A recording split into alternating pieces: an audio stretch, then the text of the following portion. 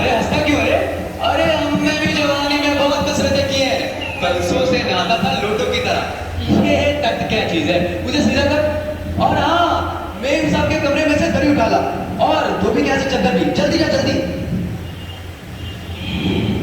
मैं कहती हूँ तुम्हें सब धोती की क्या जरूरत पड़ गई? धोती? हाँ, अभी अभी तो बदलता रहा है, फिर न जाने किसकी। अरे मगर तुमसे धोती किसने मंगा ली? अरे यही तो कह रहा था। क्या रे रतन, तेरे कानों में डांट लगी है क्या? मैंने कहा था कि धोबी के यहाँ से चादर आई है उसे लेता। अब तेरे लिए दूसरा दिमाग कहाँ से लाऊं? उल्लू कहीं का। अच्छा जा, पूजा वाली कोठरी में लकड़ी के वक्त के वो जो धुलाई कपड़े रखे हैं ना, उसी में से एक साफ चद्दर ले आ। जल्दी जा, और गिराना नहीं, वरना गंदी हो जाए। और दरी कोने में पड़ी तो है, देखो वहाँ रखी तो है। और हाँ, मेम साहब के कमरे में से हारमोनियम उठाला, उसे काम की जल्दी जा जल्दी। लेकिन वो तुम्हारी लाडली बेटी तो मुंह फुलाए पड़ी है। मुंह फुलाए? हाँ। और तुम उसकी माँ किस मर्ज की दबाओ? जैसे तैसे करके वो लोग पकड़ में आए। अब तुम्हारी बेवकूफी की वजह से सारी मेहनत बेकार जाए तो मुझे दुश्मन दे। तो मैं ही क्या करूं? सारे कदम करके तो हार गई हूँ। तुम ही ने उसे पढ़ा लिखा कर इतना खचरा रखा। अच्छा। मुझे तो ये पढ़ाई लिखाई के सिद्धांत समझ में आते ही नहीं। अपना जमाना अच्छा था, आई पढ़ी, हिंदी सीखी, और बहुत हुआ तो स्पीच बोलनी पड़ी। सच पूछो तो स्पीच बोलनी में ऐसी ऐसी बातें लिखी है, ऐसी बातें कि क्या तुम्हारे बीए की पढ़ाई होगी। और आजकल के तो लक्षण ही अनोखे हैं। अच्छा, ग्रामाफोन बाजा होता है ना? क्यों? दो तरह का होता है। एक आदमी का बनाया हुआ, जिसे जब चाहे तब चलाकर रुक, और दूसरा दूसरा परमात्मा का बनाया हुआ। भैया एक बार रिकॉर्ड चले तो दर्द का नाम नहीं लेता।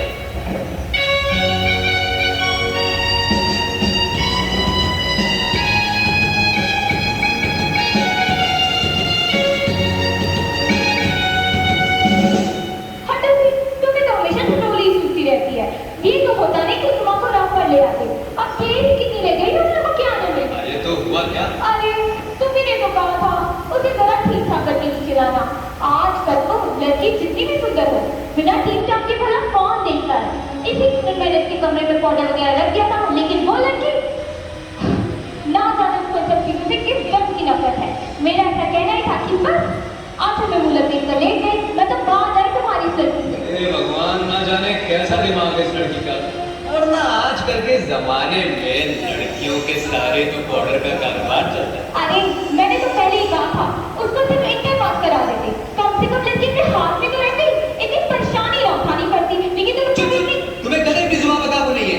मैंने कल ही चीज बता दी थी कि उनके सामने जिक्र थोड़ा ढंग से होगा, मगर तुम तो सब चीज बोलने देती हो। उनके आ जाने तक तुम पता नहीं क्या क्या बोल दोगी। अच्छा बाबा, मैं नहीं बोलूँ, तुम्हें जो करना है सो करो, बस मुझे मेरा काम बताओ। तो सुनो, सबसे पहले उमा को जैसे हो तैसे तैयार करना जी। ना सही पाउडर वैसे कौन सी बुरी है। और हाँ, उससे पान भिजवा दे। अच्छा, नाश्ता तो तैयार है ना? वो देखो आगे रहता है, ला बाजा। हाँ, अब इस तरफ कर। क्या चाहता है वो जल्दी से?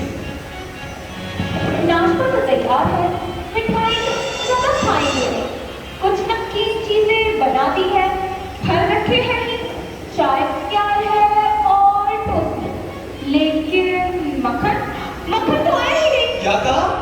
मक्खन नहीं आया? और तुम्हें भी किस वक्त याद आई है? वाह, तुमको पता भी है मक्खन वाले की दुकान कितनी दूर है। अब तुम ये बताओ, रतन यहाँ पे काम करेगा कि मक्खन लेने जा? दफ्तर के चपरासी से भी बोल दिया था आने के लिए, लेकिन वो अपने नवाब है। तो यहाँ का काम बहुत ज्यादा है, कमरा लगभग ठीक ठाक है ही, नाश्ता बगल वाले कमरे में ट्रे पे रखा है, तो तुम्हें पकड़ा दूंगी। एक आध चीज खुद ले आना, तब तक रतन मक्खन ले आएगा। सिर्फ दो ही आदमी तो है। हाँ, एक गोपाल प्रसाद और दूसरा उनका बेटा। जरा उमा से कह देना थोड़ा करीने से। जी। क्या करें, ये लोग ऐसे ही हैं। गुस्सा तो बहुत आता है इनके दकियानुसी ख्यालों पर। मतलब खुद सब पढ़े लिखे हैं, वकील हैं, सभा सोसाइटी में जाते हैं, लेकिन लड़की ऐसे चाहते हैं जो ज्यादा पढ़ी लिखी ना। और लड़का? अरे पता है तो तुम्हें, अगर बाप शेर है तो लड़का सवा शेर। बीएससी करने के बाद लखनऊ के मेडिकल कॉलेज में पढ़ाई करता है। कहता है शादी का सवाल दूसरा है और तालीम का दूसरा। क्या करें यार, अपनी मजबूरी है, अपना ही फायदा है, वरना ऐसे बाप बेटे को मैं थोड़ी थोड़ी समझता, ऐसी थोड़ी थोड़ी समझता। बाबूजी, क्या हुआ? कोई आ गए? अरे तेरे जल्दी से उतार देंगे। अरे सर, इंडिया में क्या कर रहा है? मक्खन आदमी ने सब चौपट कर दिया। कैसे?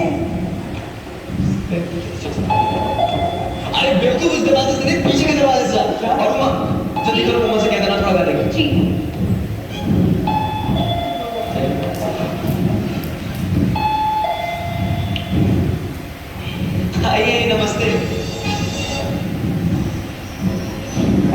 कर चुका हूँ।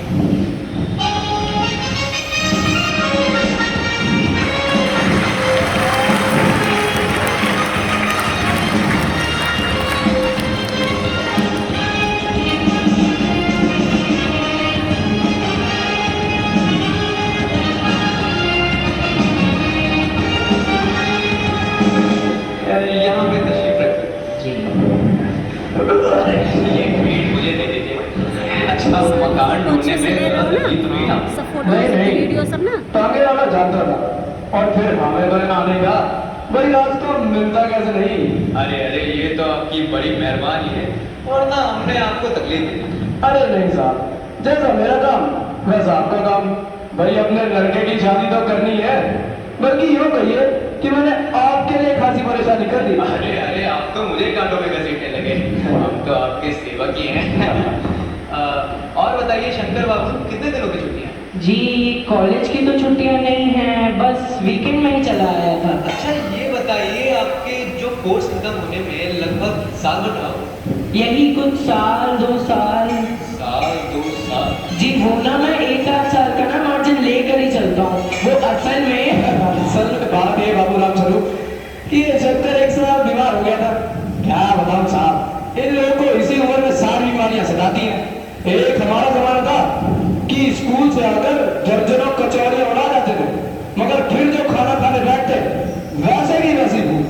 अरे भाई साहब, कचौड़ियाँ भी तो उस जमाने में पैसे की 2 आती थी। हाल तो ये था कि 4 पैसे में ढेर सी मलाई आती थी और अकेले 2 आने की हजम करने की ताकत थी अकेले। और अब तो बहुत सारे खेल वगैरह भी होते रहते स्कूलों में, तब ना कोई टेनिस जानता था, ना ये वॉलीबॉल, ना ये बैडमिंटन। हाँ कुछ लोग हॉकी रहते थे कभी कभार, मगर मजा है कि कोई ये कह जाता कि ये लड़का कमजोर है। अरे भाई साहब, उस जमाने की बात ही कुछ।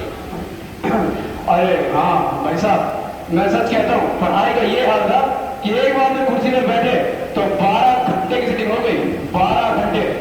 मैं सच कहता हूँ, उस जमाने का मैट्रिक भी वो मेरे दिल की तरह फर्राटे की कि आजकल के MA BA भी मुकाबला नहीं कर सकते। हाँ भाई साहब, ये तो आपने बिल्कुल सही कहा। माफ कीजिएगा बाबूराम जरूर, उस जमाने की जब याद आती है ना तो अपने आप को जब्त करना जरा मुश्किल हो जाता है। अरे भाई साहब, वो तो एक रंगीन जमाना था, रंगीन जमाना।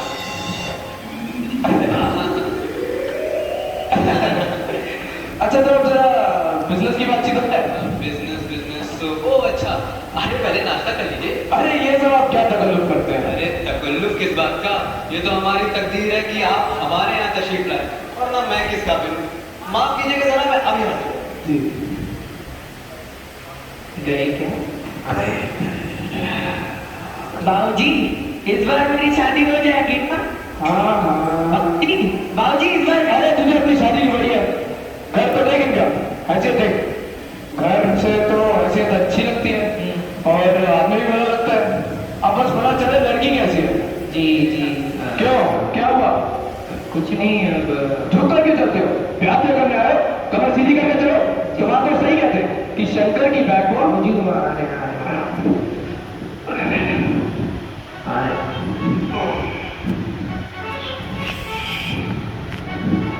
अरे आगे आप माने नहीं।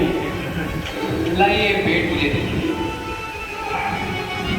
अच्छा ये बताइए, आपको विलायती चाय पसंद है हिंदुस्तानी? अरे नहीं साहब, मुझे आधा दूध और आधी चाय दीजिए और जरा चीनी ज्यादा डालिएगा। लाइए। भाई वैसे मुझे तो यह नया फैशन पसंद नहीं। एक तो चाय में वैसे इतना पानी होता है, ऊपर से फिर चीनी भी नाम के लिए डाली जाए तो जायका ही क्या रहेगा। हाँ भाई साहब, क्या बात कही आप। जी सुना है सरकार ज्यादा चीनी लेने वालों पर भी टैक्स लगाएगी।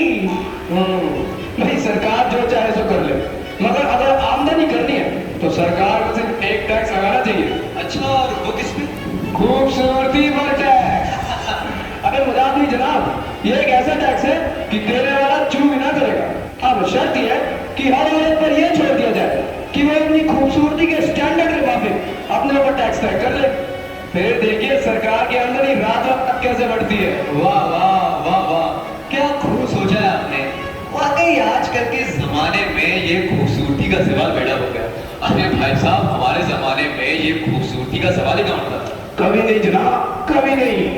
और आपका क्या ख्याल है शंकर बाबू? जी किस मामले में? अरे यही कि शादी तय करने में खूबसूरती का कितना हिस्सा होना चाहिए? वो तो वो बात दूसरी बाबू राम स्वरूप, मैंने आपसे पहले भी कहा था, लड़की का खूबसूरत होना नया जरूरी है, फिर चाहे कैसे भी, चाहे पाउडर लगाए, चाहे ब्यूटी पार्लर जाए, बाबूजी वो बूटी नहीं, वो ब्यूटी होता है। हाँ हाँ जो भी है।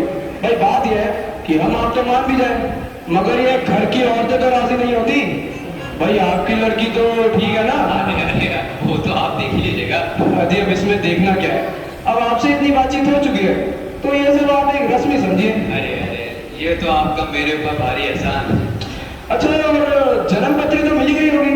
अरे जी, जन्म पत्री के मिलने में कौन सी बड़ी बात है? ठाकुर जी के झंडों पर रख दिया है, अब खुद ब खुद मिला बस। ये ठीक कहा आपने, बिल्कुल ठीक। लेकिन हाँ, ये जो मेरे कानों में भनक पड़ी है, ये तो गलत है ना? क्या? ये पढ़ाई लिखाई के बारे में? जी हाँ साहब, साफ बात है, हमको कोई ज्यादा पढ़ी लिखी लड़की नहीं चाहिए। भाई कोई मेम साहब तो रखने नहीं, और फिर कौन भुगतेगा इनके नखरों को? हाँ, हद से हद हो तो मैट्रिक पास हो, कैसे कर? जी हाँ, कोई नौकरी तो करानी नहीं है ना। अरे हाँ भाई साहब, वो नौकरी का तो सवाल ही नहीं उठता। और क्या साहब, देखिए कुछ लोग मुझसे अक्सर कहते हैं कि अगर आपने अपने बेटे को बीए में तो पढ़ाया है तो बहू में भी पढ़ी लिखी लीजिए। अरे जरा पूछिए नकल के ठेकेदारों से कि क्या लड़कों की पढ़ाई और लड़कियों की पढ़ाई एक बात है? अरे मर्दों का तो काम ही है पढ़ना और काबिल बनना। अरे औरतें भी ये सब करने लग गई, ये अंग्रेजी अखबार पढ़ने लग गई है, ये पॉलिटिक्स में बहस करने लग गई, तब तो हो चुकी है इसलिए। जनाब, मोर के पंख होते हैं, मोरनी के नहीं, शेर के बाल होते हैं, शेरनी के नहीं। और हाँ, मर्द के दाढ़ी होती है और औरत के नहीं। हाँ ये नहीं कह सकते, लेकिन कहने का मतलब ये है कि कुछ बातें दुनिया में ऐसी है जो सिर्फ मर्दों के लिए है, और ऊंची तालीम भी उनमें से एक है। हाँ ये तो आपने बिल्कुल सही कहा। चलिए बातें तो बहुत हो गई, आपके लिए कुछ पान भिजवा देता हूँ, तब तक आप यहाँ पे तशरीफ रखिए। अरे प्रेमा सुनती हो, उमा से पान भिजवा देना, सिगरेट मंगाओ। जी जी नहीं।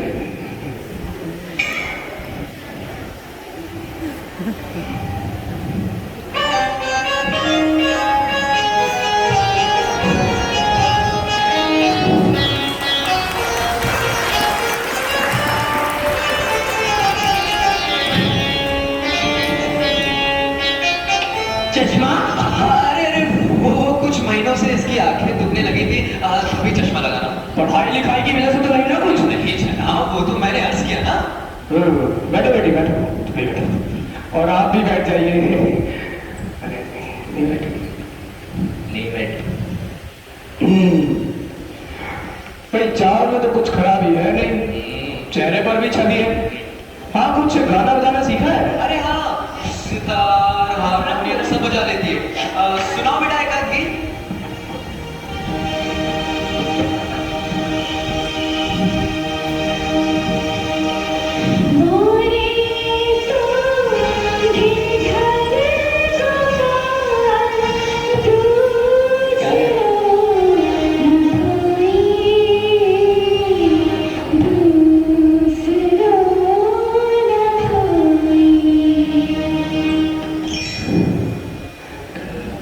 अरे क्या हुआ माँ, गाने को पूरा करो।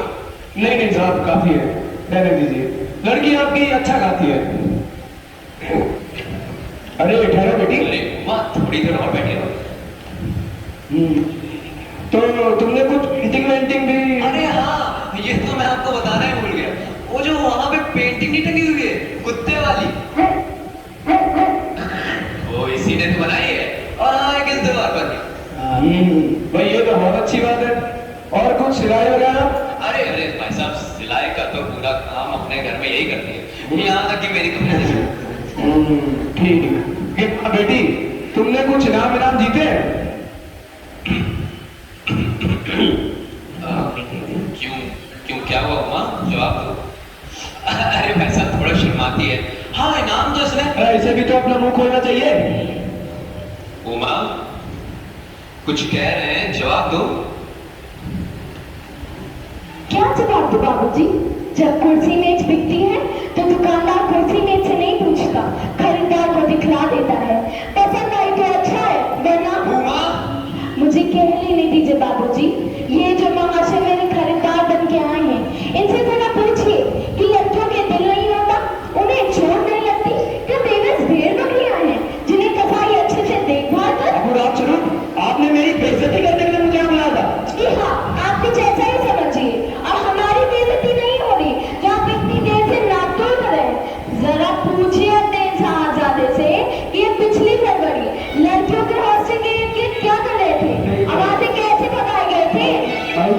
लड़कियों के हॉस्टल में? एक मिनट, क्या तुम कॉलेज पढ़ी हो? जी हाँ, मैं कॉलेज में पढ़ी हूँ। मैंने बीए पास किया है। कोई बात नहीं किया, कोई चोरी नहीं की, ना आपके बेटे की तरह साथ जाकर कायरता दिखाई है। मुझे अपनी इज्जत और अपने मान का ख्याल तो है। इनसे पूछिए, ये किस तरह नौकरानी के पैर पकड़कर अपना मुंह छिपाकर भागे थे। बस हो गया, बस हो चुका बाबू, बात शुरू। आपने मेरे साथ धोखा किया है। आपकी लड़की बीए पास है, मगर आपने मुझसे बताया कि सिर्फ मैट्रिक पास है। बाबा बेटा छोड़ दो, चलो यहाँ से, बहुत हो चुका। चलिए बीए पास और वो कदर बताता, अगर आपके झूठ का कुछ ठिकाना भी है। चलो बेटा। जी हाँ, चाहिए, जरूर चाहिए, लेकिन घर जाके ये पता लगा लीजिएगा कि आपके बेटे की रीढ़ की हड्डी भी है या नहीं, यानी बैकबोन। चलो अब चुप कर दे।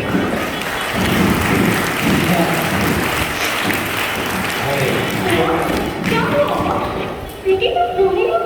बाबूजी, बाबूजी, मैं ले आया मक्खन। अब आप ही बताइए कि क्या करूं मैं इस मक्खन का।